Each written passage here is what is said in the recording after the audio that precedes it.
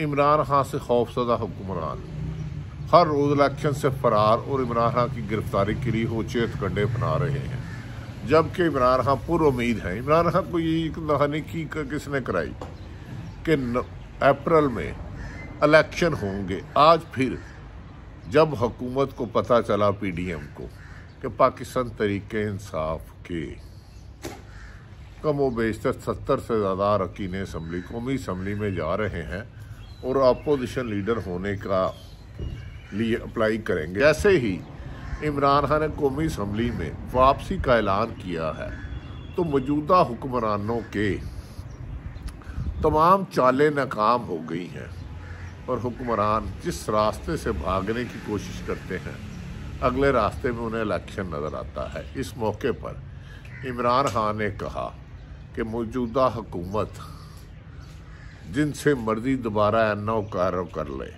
Election commission इनका ज़ाती मुलाज़म बन चुका है।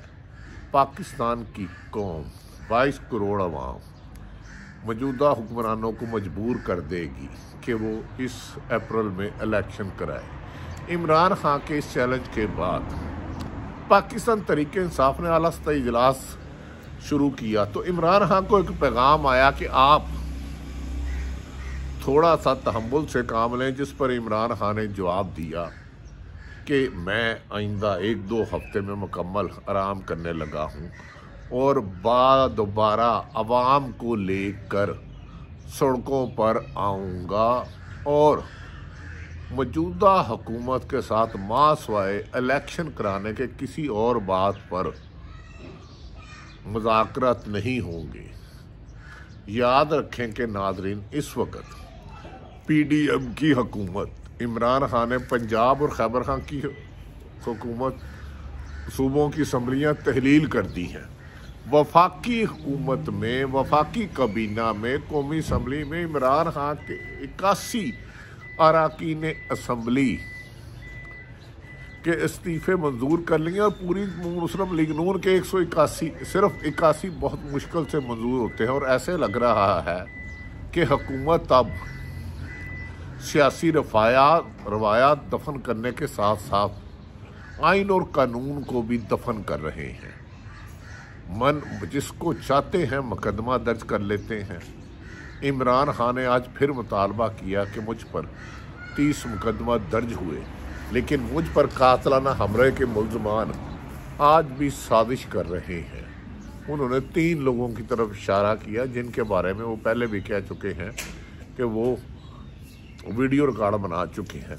मेरा मुकदमा दर्ज करने नहीं दिया गया और मेरी GIT पर दबाव डालता रहा कि इमरान खान के असल मुल्ज़मान को ना पकड़े क्योंकि असल मुल्ज़मान अनटचेबल है। उन्होंने कहा कि अब आज़म सवाती पर भी जुल्म ढाए मैंने चुप बर्दाश्त किया, शहबाज गिल पर भी हुआ। उन्होंने कहा अब मुझे फिर खबर मिल रही है कि मुझे कातलाना हमले में मारा जाएगा। इमरान खान ने कहा वो अपनी डॉक्टर की इजाज़त के बगैर दोबारा हुक्मरानों की तरफ आएंगे, जिस पर तरीके इंसाफ की कोर कमेटी ने कहा अब हुकूमत ने तशद्दुद, ज़्यादती और नाइंसाफ़ी और अखलाकियात का दामन हाथ से छोड़ दिया है और इंतकामी कार्रवाइयों में तेज़ी कर दी है। लिहाजा इमरान खान एक सरप्राइज़ देने के लिए तैयार है। वो सरप्राइज़ होगा कि इमरान खान की 9 अप्रैल की हुकूमत में शरीक साजिशी अनासर जो इस वक्त ओहदों से रिटायर हो चुके हैं और मौजूदा हुक्मरान शहबाज शरीफ के साथ NRO कहाँ हुआ, कैसे हुआ और उसकी वजह से मुल्क आज माशी तबाही के किनारे खड़ा है। वो गर्दिशी करते सिर्फ 4 अरब चंद इशारिया रह गए हैं। इमरान खान ने कहा कि मुझे हुकूमत से निकालने के लिए पाकिस्तान के साथ इंतकाम लिया गया। उन्होंने कहा कि पीपल्स पार्टी और नून लीग आजकल एक दूसरे के दुश्मन हुए हैं, लेकिन एक खौफ इन्हें इकट्ठे किए हुआ है कि अगर इमरान खान आ गया तो आइंदा इलेक्शन में ना तो धांधली हो सकेगी और नया वज़ीर आज़म इमरान खान होगा। इमरान खान ने कहा हालिया सर्वे में ये बात क्लियर हो गई है کہ الیکشن اگر اپریل میں یا جب بھی ہوں گے تو پاکستان تحریک انصاف 2/3 میجورٹی سے اقتدار میں آئے گی۔ اسی وجہ سے انہوں نے کہا کہ نواز شریف پاکستان واپس نہیں آ رہے اور ہر تیسرے دن یہ جھوٹی خبریں پھیلائی جا رہی ہیں۔ اس موقع پر ناظرین، حکومت نے جو عمران خان پر ناکام وار کیے، جسے عمران خان نے ناکام کرایا، پہلے عمران خان پر کرپشن کا جھوٹیا بیانہ بنانے کی کوشش کی گئی، ہر وار ناکام ہوا۔ پھر عمران خان پر مقدمات درج کرنے گئے، وہ بھی تمام وار ناکام ہوئے، چلاکی سازشیں ناکام ہوئی۔ پھر عمران خان پر قاتلانہ حملہ کرایا گیا، وہ بھی سازش ناکام ہوئی۔ پھر عمران خان پر توشہ خانہ کیس بنایا گیا، وہ بھی سازش ناکام ہوئی۔ جو پی ڈی ایم مل کر عمران خان کے خلاف سازش کے وال بنتی ہے، 22 کروڑ عوام کی حمایت اور عوام میں بڑھتی ہوئی مقبولیت، پی ڈی ایم کی شکست پر منہ پر ان کو تھوکا چاٹنا پڑتا ہے، منہ کی کھانی پڑتی ہے۔ ہر بات پی ڈی ایم جو اتنی سازشیں عمران خان کے خلاف کرتی ہے، انہیں منہ کی کھانا پڑتی ہے۔ سپریم توشہ خانہ کا عمران خان کے کیس اٹھالا گیا اور چند بیکاری صحافیوں، دانشوروں کے ذریعے اسے پھیلایا گیا۔ جب لاہور ہائی کورٹ نے اس کی مکمل تفصیل مانگی تو اسے دینے سے گریز کر دیا کہ یہ سیکرٹ ایکٹ کی خلاف ورزی ہے، کیونکہ اس میں کہا جا رہا ہے جتنا تحائف عمران خان نے تو پیسے دے کے، پیسے ادا کر کے مقررہ چیزیں نہیں تھی، نواز شریف اور زرداری خاندان اور دیگر سرکاری اہم عہدیداروں نے کھربوں روپے بغیر کسی ریکارڈ کے ہڑپ کر دی ہیں، اور ان پر سب پر سنگین مقدمہ بنتے ہیں، جس پر حکومت توشہ خانہ کی تفصیلات عدالت کو دینے سے فرار ہو گئی ہے۔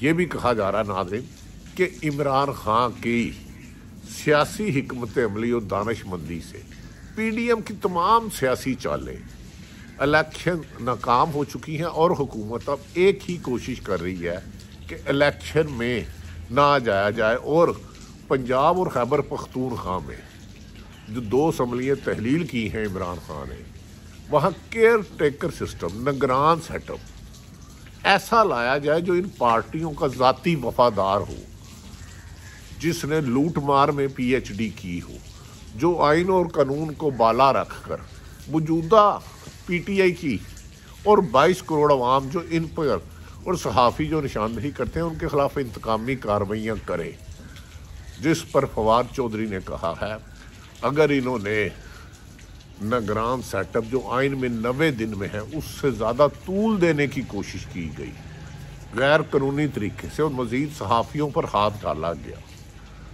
اور الیکشن کو آگے لینے کیا گیا، تو ہم عدالتوں کے ساتھ ساتھ حکمرانوں کا گھیراؤ بھی کریں گے۔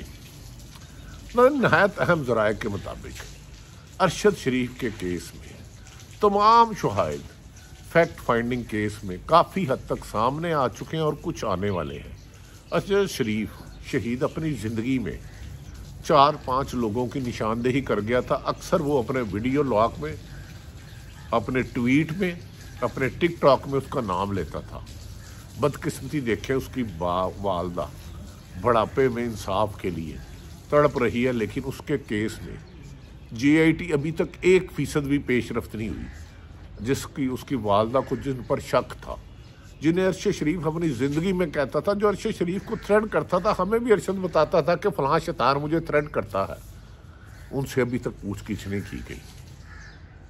ناظرین، اور ارشد شریف کی جے آئی ٹی اصل ملزمان پاکستان میں، فیصل واڈا نے خود کہا کہ سازش پاکستان میں ہوئی ہے، تیار یہاں ہوئی ہے۔ فیصل واڈا صاحب کی پریس کانفرنس ریکارڈ پہ موجود ہے، ارشد کے بیانات ریکارڈ پہ موجود ہے، ارشد کی ویڈیو، ارشد کے پروگرام، ارشد کا ویلاگ پاکستان میں موجود ہے، سازشیں یہاں ہوئی ہیں، لیکن ان میں سے کسی سے پوچھ گچھ نہیں کی گئی۔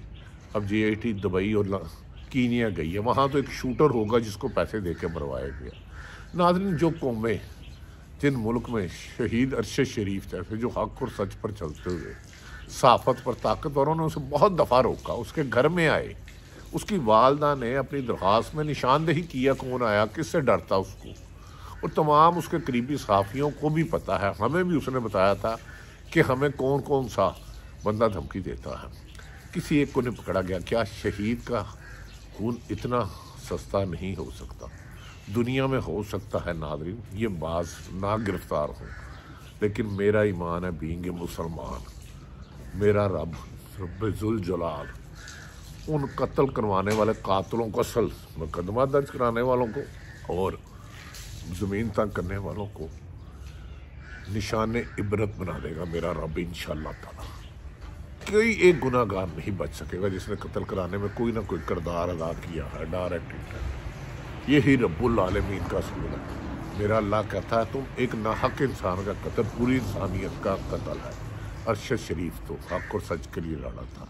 नाज़रीन, इमरान खान को अगर अप्रैल में इलेक्शन करवा लेते हैं तो पीडीएम की पूरी क़यादत आज जो गैर आइनी गैर कानूनी हो 6 हथकंडों से पाकिस्तान तरीके इंसाफ को माइनस कर रही है, खुद बाखुद इन पर मुकदमात इन्हें सियासत से माइनस कर देंगे और नवाज शरीफ और जरदारी की सियासत माजी की तरह दफन हो जाएगी। ना आसफ अली जरदारी में बेनज़ीर और भट्टो की खूबी है, ना नवाज शरीफ हमेशा डील करके मुल्क से भागा है।